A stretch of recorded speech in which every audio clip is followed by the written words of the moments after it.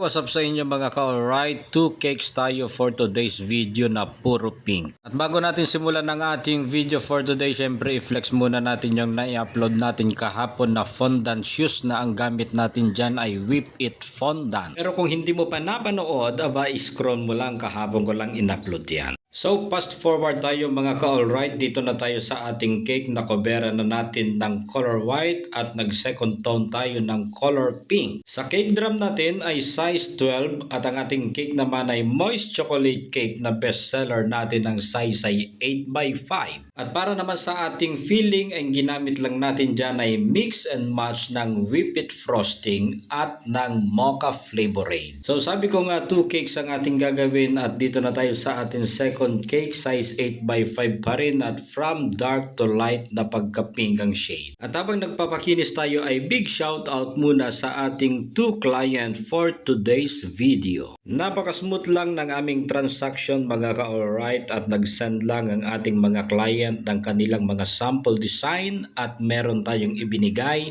na mga option based sa kanilang budget. Pero as usual, ang sabi ko nga sa ating mga client ay hindi natin 100% na kopyang-kopya yung mga ibinibigay na mga sample design, mga nasa 85%. Pwede na yon. Dito sa ating cake, doon sa sample design niya, ang pinaka-name ay dyan sa itaas sa harap ng shoes. Pero sabi ko ay dyan ko na lang ilagay sa pinaka-front ng ating cake para maiba. All edible pala itong pinaka-cake natin mga ka-alright. At alam nyo naman na ang ginamit natin dyan, lahat-lahat ng mga fondant ay walang iba kundi Whip It Fondant. At sa atin namang frosting, alam nyo din na talaga namang napakatibay kapag pag-uusapan natin ay frosting, Whip It lang yan ng Bakersfield. Nilagyan na din natin ng icing ang 12 cupcakes na kasama nitong ating gagawin o i-design mga ka-alright. At para naman sa ating second cake ay puro printed topper ang ipinasang design sa ating ni Madam at base na rin yan sa kanyang pinaka-budget. Pero syempre kahit na printed topper lang, kung maganda ang pagkaka-cut out at pagka-edit natin ay okay na din mga ka-alright. Napakaganda din tignan sa mga mata.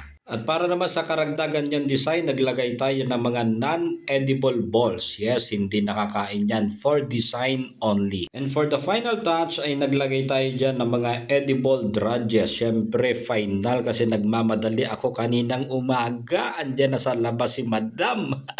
Ipipick up na niya, nagde-design pa lang ako. Sabi ko ibabox ko na lang.